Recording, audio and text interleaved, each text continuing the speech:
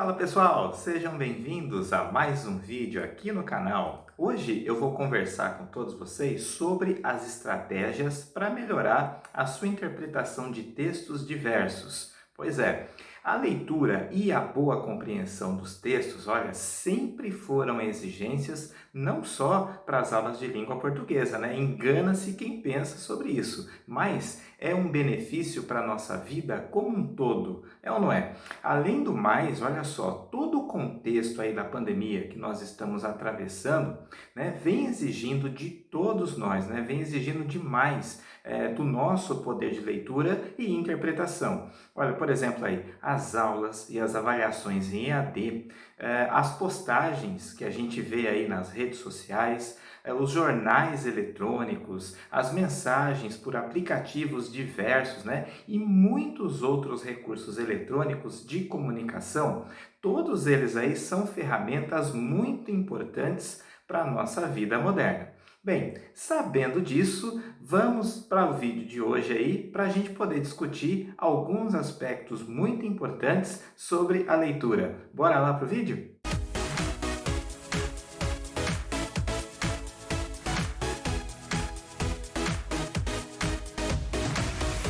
Para que a gente possa realmente alcançar um bom nível de interpretação de texto, é preciso aí, em primeiro lugar, saber distinguir, diferenciar o que são textos literários e textos não literários, pois eles são tipos de textos aí com propostas muito diferentes. Então eu vou explicar para vocês. Olha só, nós podemos dizer que um texto literário é aquele que utiliza uma linguagem figurada, né? Aquela linguagem que permite múltiplas interpretações e possui uma função estética.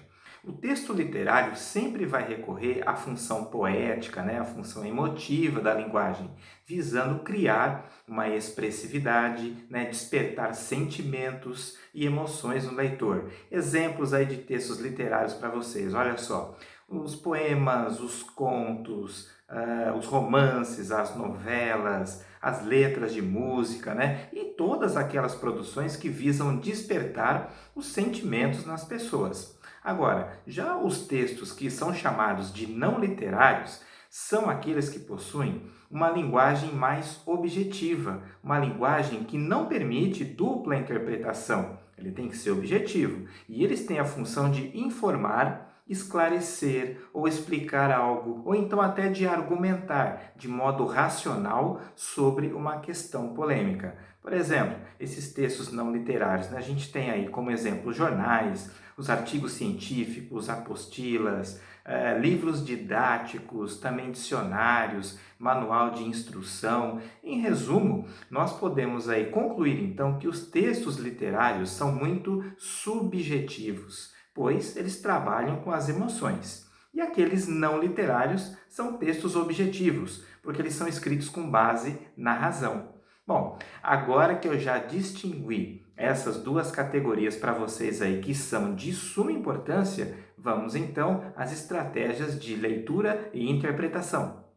Olha, é muito importante aí, antes da leitura propriamente dita, que a gente faça uma análise prévia de alguns aspectos do texto. Por exemplo, esses aspectos podem ser aí o título e o subtítulo do texto, né, se tiver subtítulo lá, as imagens utilizadas como ilustração ou outros aspectos, né, como gráficos, né, tabelas. Lá no texto você pode ter índices comparativos, enfim. É muito interessante também a gente dar uma olhadinha lá no finalzinho do texto para procurar o nome do autor. Né? Muitas vezes a gente consegue essa referência. Por que isso é importante? Porque vendo o nome do autor, a gente tem também uma noção ideológica, né? E isso vai nos contextualizar em relação ao tipo de texto, por conta da postura desse autor em outras produções escritas. A visão do autor em relação àquele assunto que vai ser discutido pode divergir, né? Pode diferenciar de outras visões em relação ao mesmo assunto.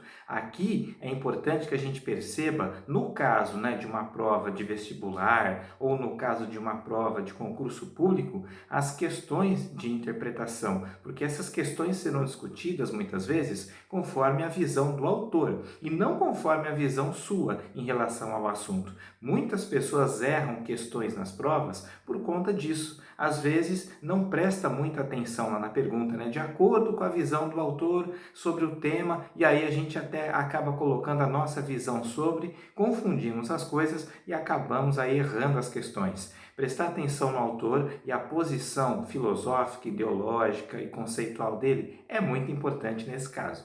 Outra coisa que também é muito importante para se observar depois daquela primeira leitura que a gente faz são os aspectos relacionados ao contexto de escrita. Isso é importante também.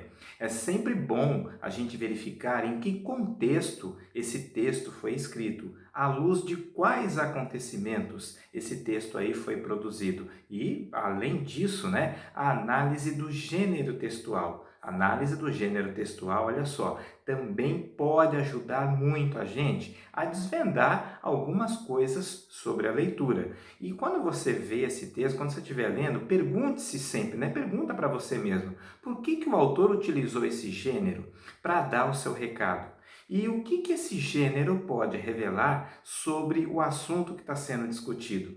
Percebam vocês aí que há muitos assuntos que combinam melhor com determinados gêneros, né? Se você for falar de assuntos mais polêmicos, de assuntos mais sérios, eles combinam muito mais com gêneros dissertativos, com artigos de opinião, do que com textos literários. Não que eles não possam ser abordados, né, dessa maneira, mas textos mais sérios e mais objetivos tendem a carregar questões da vida que são mais sérias e mais objetivas. Por isso que a escolha do gênero fala muito a respeito do tipo de texto que você vai começar a ler. Uma observação que eu não poderia deixar passar de forma alguma aqui nesse vídeo, hein? Olha só.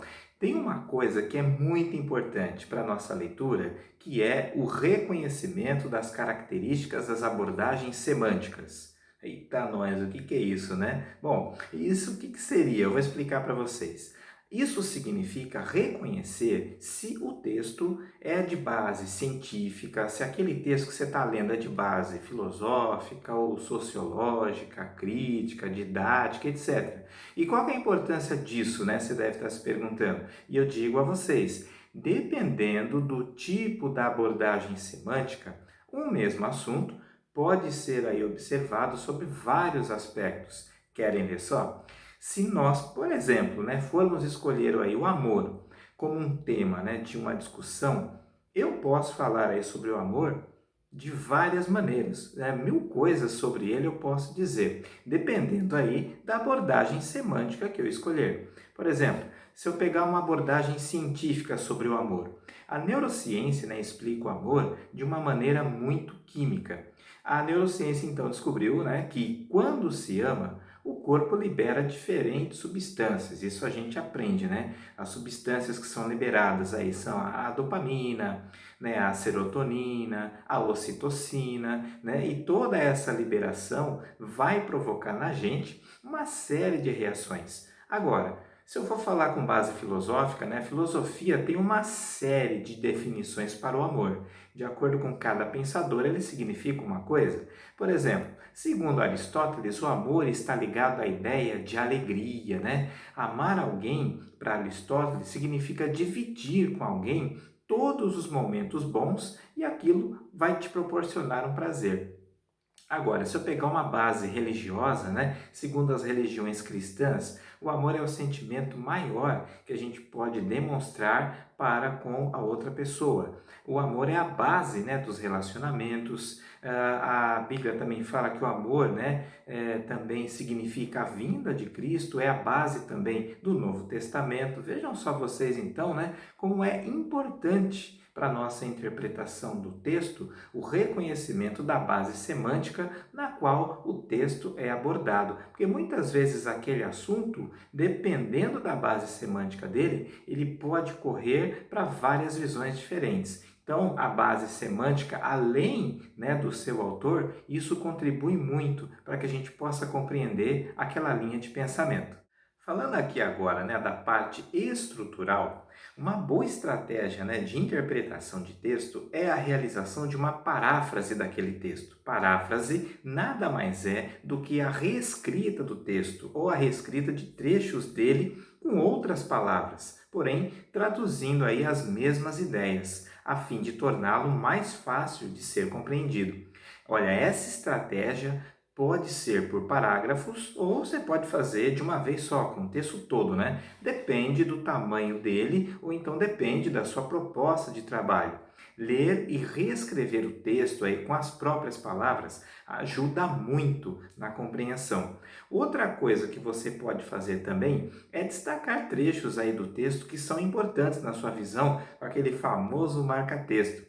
Se você estiver lendo resenhas, artigos de opinião, dissertações ou notícias, fique atento aí aos trechos que resumem a ideia central. Esses trechos aí geralmente ficam nos primeiros parágrafos, na introdução. Caso você tenha que responder aquela famosa pergunta, né? Após a leitura do texto, a qual conclusão nós podemos chegar? Ou então, a qual conclusão o autor chegou? Ao final, né, dessa leitura. Lembre-se de que, para isso, é preciso que você junte a ideia central aos argumentos, né, que vão aparecer durante o texto e mais, prestar bastante atenção na conclusão. Geralmente, essa é uma resposta implícita, que não vai aparecer, mas que você vai ter que inferir, ou seja, você vai ter que descobrir por conta própria, após esse exercício de juntar todas as partes. A inferência é quando você descobre lá uma informação que não está explícita, mas ela está nas entrelinhas. Faz parte aí de um outro tipo de leitura, que é chamada da leitura em profundidade. É onde você descobre não aquilo que o texto diz, mas é onde você descobre aquilo que o texto quis dizer. Por isso que é um tipo de interpretação um pouco mais profunda e é um nível um pouco mais difícil, né, de você chegar lá. Mas com um bom treino você vai conseguir. Bom, dependendo aí do gênero, né, ou da situação, existem outras estratégias aí que são um pouco mais específicas, né, de leitura e interpretação que você pode utilizar aí também. A minha intenção hoje aqui foi mostrar para vocês as estratégias gerais, né, de um modo geral, aquelas que você pode utilizar para compreender melhor todo e qualquer tipo de texto. Em outros vídeos aí, ao abordar especificamente cada gênero textual, eu posso falar um pouco mais a respeito, né, de outros modos de leitura, outras estratégias de interpretação, algumas mais profundas, outras mais superficiais. Então, vamos recapitular então as estratégias de interpretação que eu apresentei para vocês nessa videoaula de hoje? Vamos colocar aqui na tela para nós retomarmos, né? Primeira, distinguir textos literários e não literários. Segunda, realizar uma análise prévia do texto, observando título, subtítulo, imagens ou ilustrações. Mais uma estratégia, observar a autoria do texto a ser lido. Mais uma, analisar o contexto em que o texto foi escrito. Outra, identificar o gênero textual ao qual pertence o texto. E outra, reconhecer as características das abordagens semânticas feitas, né? Se essas abordagens semânticas são filosóficas, se são históricas, científicas, etc. Mais uma, realizar uma paráfrase por parágrafos ou do texto por completo. E mais uma, destacar trechos que julgar mais importantes com canetas marca-texto. E assim, gente, a gente termina mais essa videoaula aqui para vocês. E aí, existe alguma outra estratégia que você utiliza no seu dia a dia e que eu não abordei aqui nesse vídeo? Se tiver, deixa aqui nos comentários que depois a gente vai, né, tomar como base para novos vídeos. E se você, né, não deu ainda o seu like, não se esqueça, hein? Faça a sua inscrição no canal e não se esqueça também de deixar o seu joinha nesse vídeo. Um grande abraço e até a próxima dica. Tchau, tchau!